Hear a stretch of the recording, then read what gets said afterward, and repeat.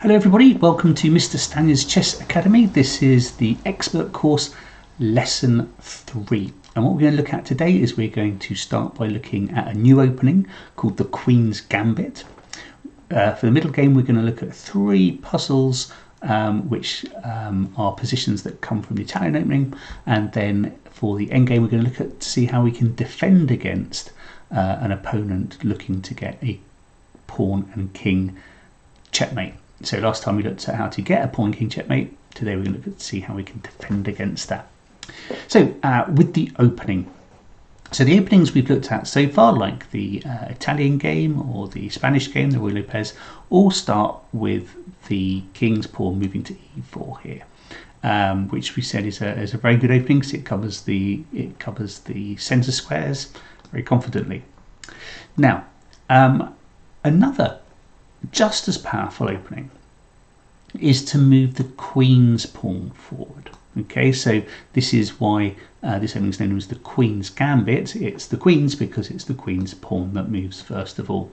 So you move that pawn to d4. Now this does lots of things. First of all, most people you play at a kind of intermediate level will think you're going to do that and will know the response because they'll do that, or maybe they'll do that if they're worried about false mate. If you do this, then instantly it's like, what is this? I've never seen this before. So it creates confusion, which is always a good thing. It also means that the opening, which they will probably usually always do, this is no longer available to them because you will just simply take it, and that would just be a foolish move.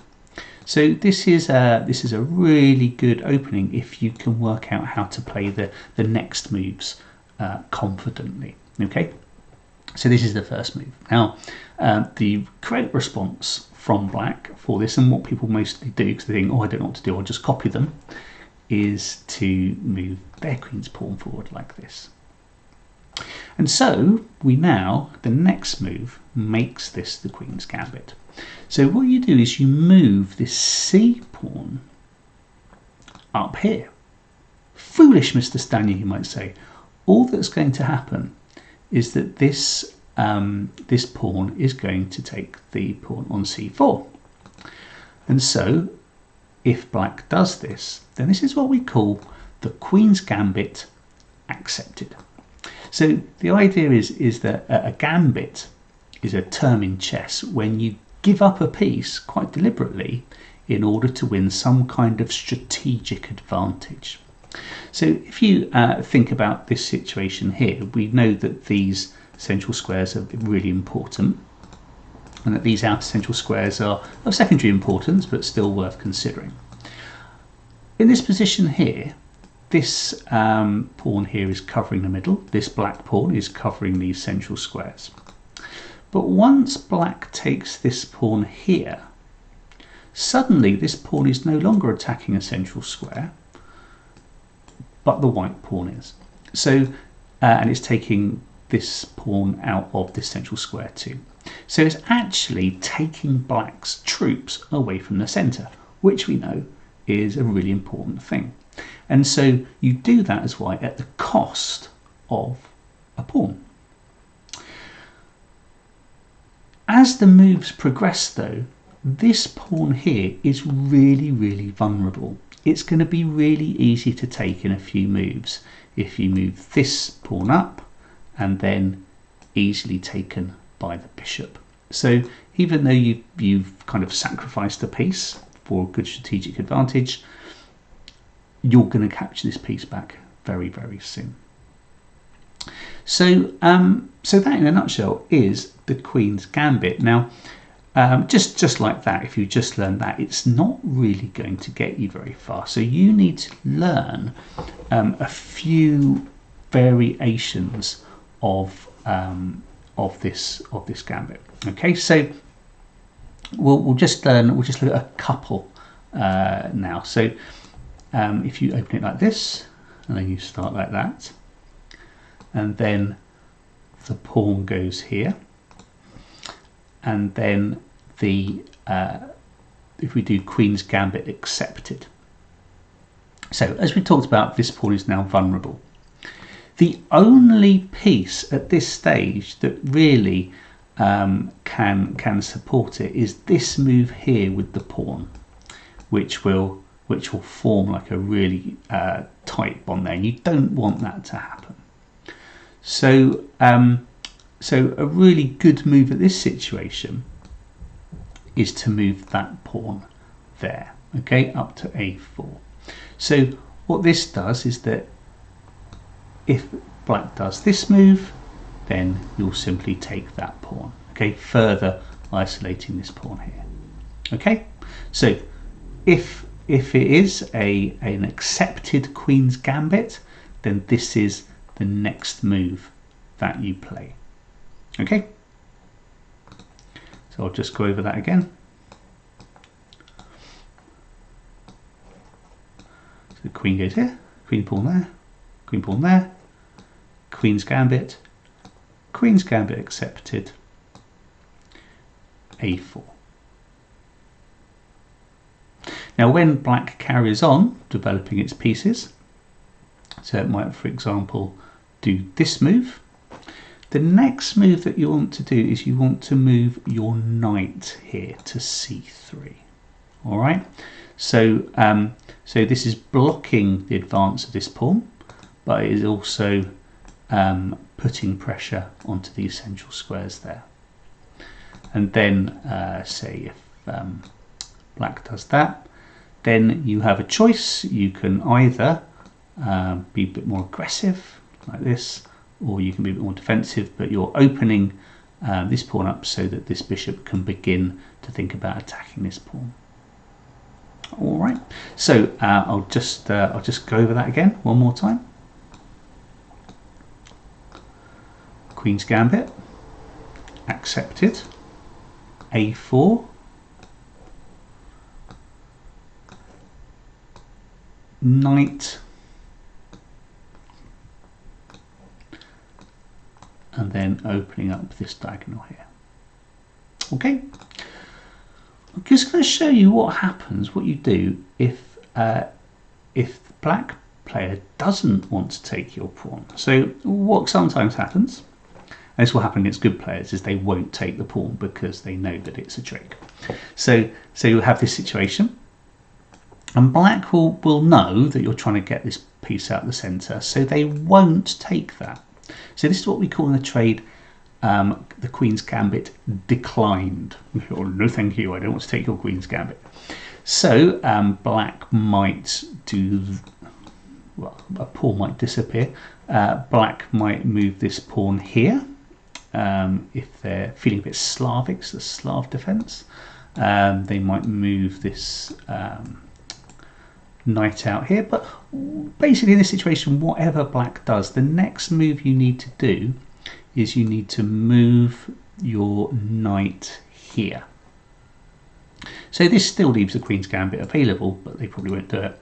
But this is a really important idea in opening of chess, is that it's quite a strong thing if you can move your knights out behind the pawn. So there's another opening called the English opening, which has the same idea. So where you can do that, it's a very powerful thing to do. And so here we have kind of double pressure being placed on this pawn. Okay, so just go over that again. If you have Queen's Gambit declined, because this is going to happen, then the next move is to move your knight out here. What we'll do next week is we'll look at some more moves that we can do in this opening. It's what we call, we have different options like this, it's what we call different lines of an opening. So one line of the Queen's Gambit opening is this, the Queen's Gambit accepted. So the next line that we do, so the next line of thinking we need to do is a4. And then c3. Okay, if it's the Queen's Gambit declined, no thank you, then the next move we should do is c3. Okay, so So again, maybe watch this section back again in a day or two. Practice it with your board to see if you can remember both the Queen's Gambit accepted and the Queen's Gambit declined, and those two lines. Okay, on to the middle game. So what I'm going to do now is I'm going to set up a couple of puzzles very quickly. If you just bear with me for 1 second. So this is a puzzle from a game in 1908.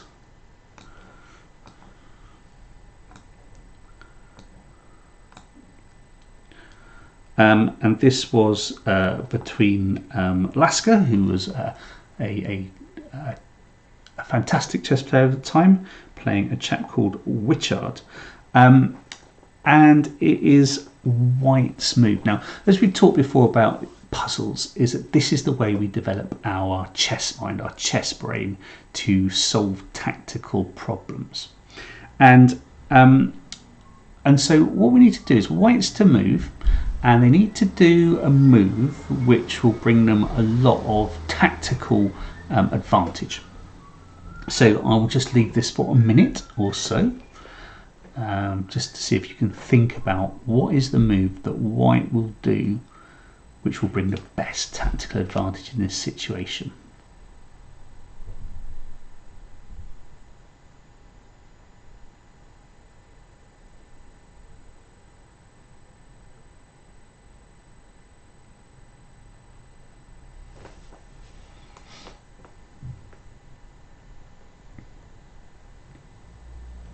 Thinking long and deep and hard is really important in chess. Never rush things unless you're playing on the clock and you're running out of time. But really think long and hard about things. Don't give up once. Look at all the variations. Think about the variations 2 or 3 moves ahead. If you haven't solved it yet, then press pause and keep looking at it until you've solved it. But I'm going to show you the solution now. So we talked in the Queen's Gambit about kind of sacrificing pieces and sacrificing that pawn for tactical advantage. And this puzzle involves a sacrifice as well. So your normal chess brain will think, well, actually I maybe take that pawn there, or maybe move this pawn up here. But this puzzle involves a sacrifice. So we sacrifice this knight. And we sacrifice this knight by taking this pawn here. Now what this does is it releases this diagonal for the queen here in order to attack the king here. So I'm sure you're familiar with fool's mate by now. So this is using that same kind of fool's mating pattern that the queen goes on. In this situation, black will take the knight here. And then the queen can come out here, check. There's no blocking that black can do, and so black now needs to move out of position, and then white is now in a really strong position, destroyed the king's defences on the side here, and can continue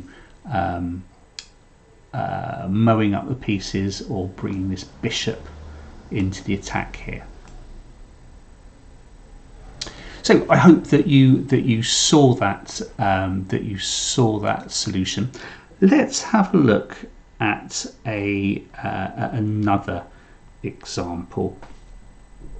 If you just bear with me a second, just whilst I set it up. I mean, I know that if I was slick, I would have these preloaded already.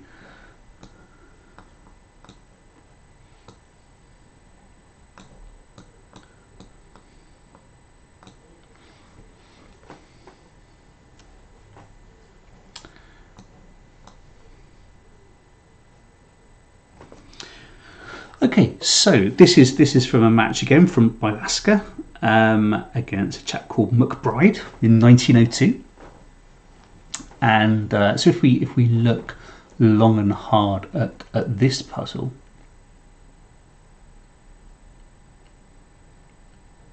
Again, it's white's move.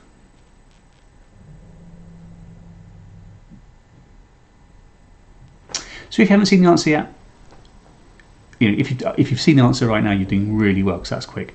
Press pause, keep looking at it, and then only unpause once you've seen the solution.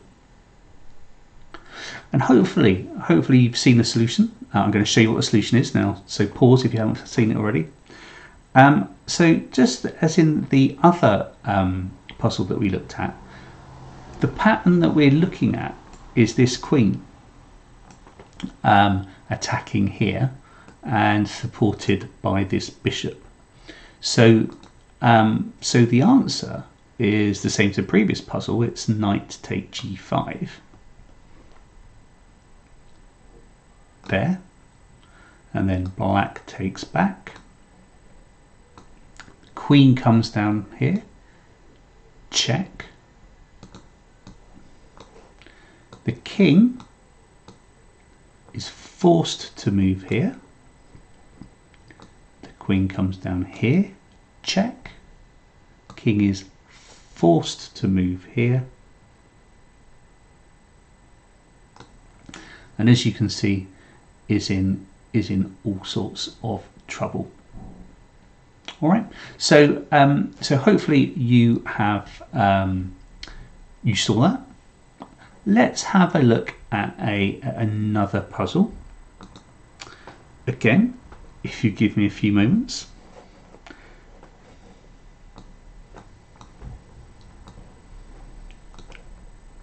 Maybe I should introduce some incidental music. We'll sing some songs whilst I'm doing this. No, don't do that, Mr. Stanier. It's a chess academy, not a singing academy. So here we have, this is again from a game by Lasker, playing a chap called Hartlaub, and it's white to play. Okay, so I think if you press pause now to give it long and fulsome thought.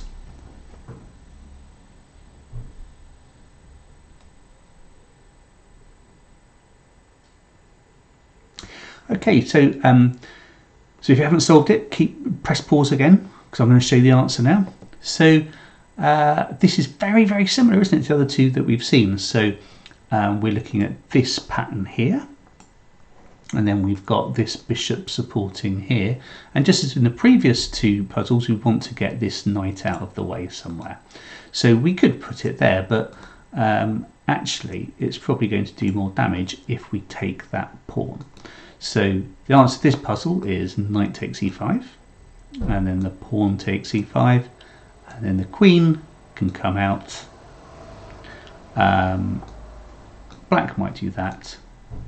Check, and then we've got this lovely fork here where we can take the rook. So hopefully you saw that, and I just think we've just looked at 3 puzzles, and hopefully you found some more puzzles on some websites. But I just want to illustrate the importance of doing these puzzles, because they are 3 puzzles. Sorry, in this puzzle I forgot to castle here. So in these puzzles, it's showing you positions which aren't exactly the same, but they're similar and they're following similar patterns. You might have noticed as well that they are all openings that have come as a result of the Italian opening. If you look at the position of the bishop and the knight here. So if you get used to playing the Italian opening, then these situations or situations similar to them will come up again and again in your games. And by doing puzzles like this, then you will see them more in your games, and you'll be able to execute them. Sometimes with puzzles, you do lots and lots of puzzles and you never come across that situation, but you're training your brain to recognizing these patterns and to know what to do and to be braver to take risks. So if in a puzzle 3, 4, 5 times you have sacrificed this knight in order for this advantage, then you're more likely to see it in a game, because what you're thinking will probably do in a game, if you don't do puzzles, will be well, I can never do that because that's worth 3 points, that's worth 1 point, and that's a silly move, so I won't do that. Let me think about something else. But if you're doing puzzles, you are getting your brain used to seeing these sacrifices that you can make. So I hope you enjoy those 3 puzzles. I think they're 3 great puzzles, and the fact that they're so similar really illustrates the point of why puzzles are so important. So if you haven't been doing it so far, just Google chess puzzles, easy chess puzzles, and there are lots of websites where you can do lots and lots of chess puzzles to further your game. Okay, we're now going to go on to look at the end game. And so last time we looked at how we would get checkmate with a king and a pawn. And what we're going to look at today is how you defend against that. So we want to kind of put our selves in the shoes of this black king here. So as we talked about last time, the key strategy for white here is to, just pausing to see if you remember it, hopefully you've said, is to get the king in front of the pawn. So rather than doing that, that would be a foolish first move. We're not going to take the king with the pawn. We're going to get the king to move in front of the pawn here. And then we talked about this idea of opposition. Now, the key idea is when you're faced with this situation and the opponent has the opposition, is that you might be tempted to go left or to go right, but don't. Go backwards. All right, and this is the key idea. Go backwards. So get your king lined up on the same row as the pawn, and then go backwards. So if you're going backwards, they'll do that. So they're keeping opposition. Then, once you've gone backwards, go left. Okay? At this point, white has a choice. It can move this pawn up, or it can move the king there. What will probably happen is they'll move the pawn up. If they do that, you go there. Look at what's happened. You now have opposition, which means the king has to shuffle out of the way, and you can keep bullying the king here.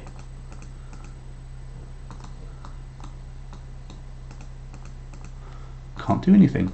If in this position the pawn goes forward, look what's happened. The king is no longer in front of the pawn, and white is in all sorts of trouble now. So let's just go over that again. So white's moved here, and black here has the opposition. White has the opposition, so black goes directly back here. Okay. If white moves forward, you go left, go right, and then you have opposition. All right. White in this situation, if you do this, they might be smart and do that, which means you need to do that, which means they do that, and then you move out of the way, which means now white has the opposition. Okay, so this is a bad thing for you. All right, but it depends on how well white play. But again, let's just go over that key idea again. So in this situation, if white move forward, they take opposition, move backwards. Okay, then if white move forwards, you move to the side. All right, and then when you can, take the opposition. So let's just see how this plays out in real life. So say if we have this situation here, let's just play this one out. So white gets itself in front of the pawn. Black is now taking opposition, but white now moves. So now white has opposition because black can't move onto these squares. So black moves backwards, white moves forwards, black moves to the side, white moves this forwards, black moves back here, now has opposition, and white is in trouble. So if it's there, then backwards. Okay, so this idea of always retreating directly backwards to create problems. And then again, white's got problems. Might move that forwards, then go backwards. Check. Needs to go here to end the pawn, and it's stalemate because can't take that, can't go there, can't go there, can't go there, can't go there. All right, so go on the same line as white and go backwards. Great, so lots of chess today. So we've looked at two different lines in the Queen's Gambit. Queen's Gambit accepted and Queen's Gambit declined. We've had a look at three puzzles and seen how if we're doing the Italian opening, if we do lots of puzzles like that one, that would have really helped us. So that's what important to doing lots and lots of puzzles. In these lessons we can't do enough puzzles to train your brain, I'm afraid, so you have to do those independently. And then we've looked at what to do if you're faced with an enemy who's got a queen pawn.